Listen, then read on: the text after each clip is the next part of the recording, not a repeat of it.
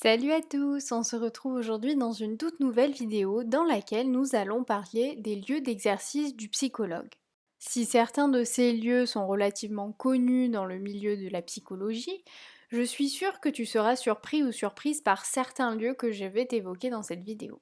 Tu l'auras compris, l'idée de cette vidéo est bien sûr d'informer sur des choses qui ne sont pas forcément courantes à entendre, mais aussi j'espère qu'elle pourra te permettre peut-être de te projeter, d'ouvrir certaines perspectives d'avenir auxquelles tu n'avais pas encore pensé.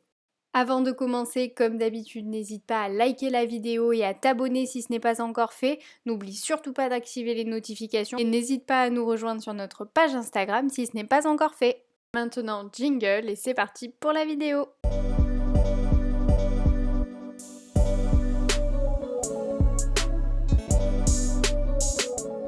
Je veux donc partager avec toi ce petit document qui m'avait été donné lors d'une UE que j'avais en L2, il me semble, et qui montre en fait différents domaines dans lesquels peuvent travailler les psychologues. Même s'il y a des domaines qui sont quand même assez connus comme le médico-social, la santé, l'action sociale, la solidarité, le travail, etc., je suis sûre que déjà il y a des domaines dans cette petite fleur où tu es peut-être surpris ou surprise de voir qu'un psychologue peut y travailler. Je me souviens notamment au moment où on nous avait présenté ça, que beaucoup étaient surpris qu'on pouvait travailler dans le domaine environnemental, parfois même sportif, puisque ça se fait de plus en plus dans certains milieux, mais c'est quand même pas ultra fréquent, mais aussi dans les transports par exemple. Alors comme tu peux le remarquer, en face des pétales, il y a des petites annotations avec le psychologue, enfin en tout cas la spécialité entre guillemets du psychologue associée au domaine. Alors tu t'en rends compte, il y a des pétales où il n'y en a pas, c'est un peu flou. Franchement, je te déconseille peut-être de prendre ça au pied de la lettre. Après, libre à toi de faire tes recherches supplémentaires. Si tu es intéressé par un domaine en particulier, évidemment, tu pourras chercher davantage quelle formation peut-être tu peux suivre pour te spécialiser là-dedans ou en tout cas avoir une idée plus précise des missions du psychologue dans tel ou tel domaine. Je précise quand même que cette liste n'est pas tout à fait exhaustive puisque tu peux voir que chaque pétale est quand même assez résumé, mais je trouvais que c'était une très bonne façon de présenter de façon un peu générale les différents domaines dans lesquels tu peux retrouver des psychologues. Maintenant que tu as une meilleure idée ou peut-être vision globale des différents domaines dans lesquels peut exercer un psychologue, si tu réfléchis à ta propre orientation ou à ta propre insertion professionnelle, tu peux penser de deux façons différentes. Tu peux d'abord penser en fonction de la spécialité de la psychologie ou en fonction du public. Si tu connais un peu le métier de psychologue, tu sais peut-être qu'il existe différentes branches de la psychologie qui donnent lieu à différentes spécialités, si on peut appeler ça comme ça, et donc différents types de psychologues. De ce fait, tu te doutes bien qu'en fonction des spécificités de chacun, tu peux travailler dans des environnements complètement différents. J'en profite pour te rappeler, si tu n'es pas tout à fait au clair sur les différentes branches de la psychologie et donc les différentes spécialités des psychologues, que tu peux consulter notre vidéo sur le sujet que je te mets dans le petit et dans la barre de description. Ça pourra t'aider notamment pour comprendre un petit peu la suite de cette vidéo, alors n'hésite pas à la consulter.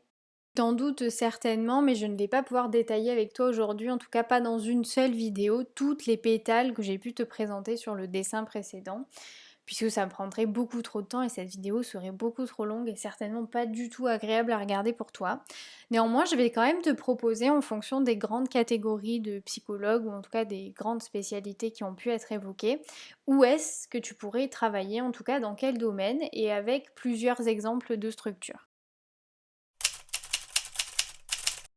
La psychologie clinique, c'est une branche de la psychologie qui est un peu touche à tout.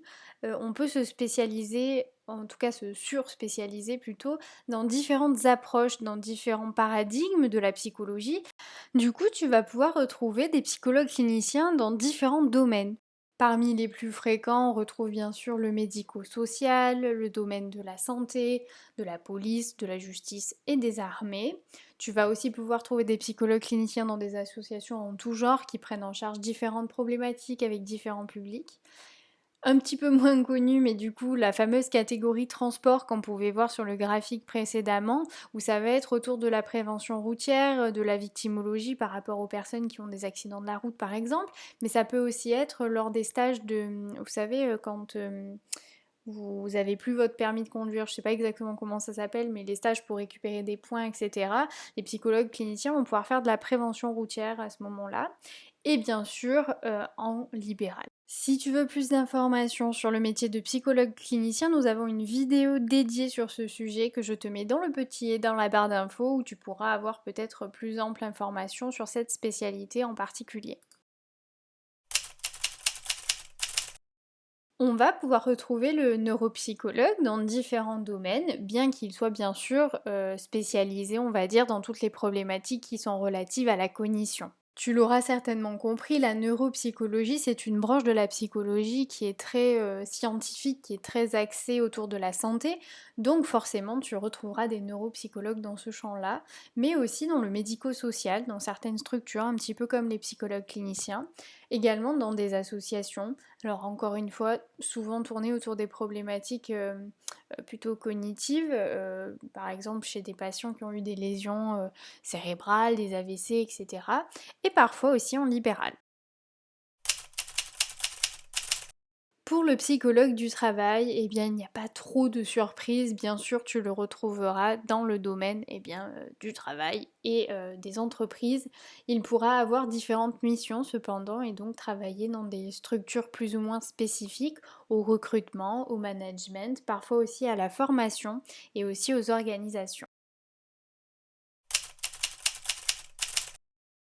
Ce qui va déterminer principalement les lieux d'exercice des psychologues du développement vont être la problématique et le public. En effet, les psychologues du développement vont plutôt travailler avec certaines tranches d'âge, donc par exemple les enfants, les adolescents ou les personnes âgées, rarement les adultes, et du coup ils vont travailler dans différents domaines, donc médico-social, principalement on va dire, dans la santé ça peut arriver, dans certains services pédiatriques ou en gérontologie, mais aussi dans l'éducation, puisqu'ils vont aussi travailler avec tout ce qui est troubles du neurodéveloppement ou troubles neurodéveloppementaux qui peuvent se détecter notamment à l'école ou en crèche. Comme un peu pour toutes les spécialités, tu pourras aussi les retrouver dans certaines associations ou en libéral.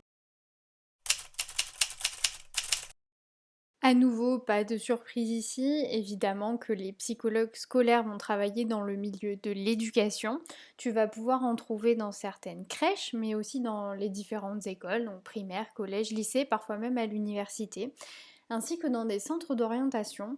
Alors là, c'est plutôt l'étiquette conseiller d'orientation psychologue, et donc tu vas aussi pouvoir, lorsque tu as ces formations un petit peu dans l'orientation, etc., pouvoir être également conseiller en insertion professionnelle, par exemple chez Pôle Emploi.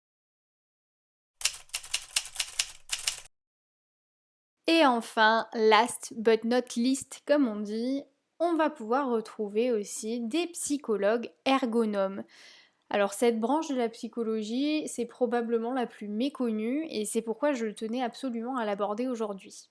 Les psychologues ergonomes vont donc pouvoir travailler à améliorer le quotidien des individus en fonction de leurs problématiques dans différents domaines, comme au travail, dans le milieu de la santé, de l'urbanisme ou encore du sport. Ils vont bien sûr pouvoir travailler dans le milieu du handicap ou en tout cas auprès de personnes qui ont des problématiques peut-être psychomotrices, mais pas uniquement.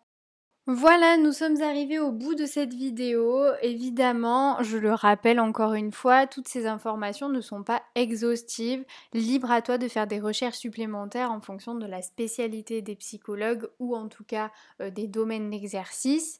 J'espère que cette vidéo aura pu t'apporter des informations que tu ignorais au sujet de la diversité des lieux d'exercice des psychologues. Je suis sûre que tu en as appris au moins un, alors n'hésite pas à nous le dire en commentaire si c'est le cas. Et bien sûr, n'oublie pas de liker la vidéo et de t'abonner si ce n'est pas encore fait. Si tu veux en apprendre davantage sur le métier de psychologue, je te mets dans le petit i et dans la barre d'infos une nouvelle playlist que j'ai créée et dont cette vidéo fera partie au sujet du métier de psychologue. Sur ce, je te laisse aller voir tout ça et je te dis à très bientôt dans une prochaine vidéo.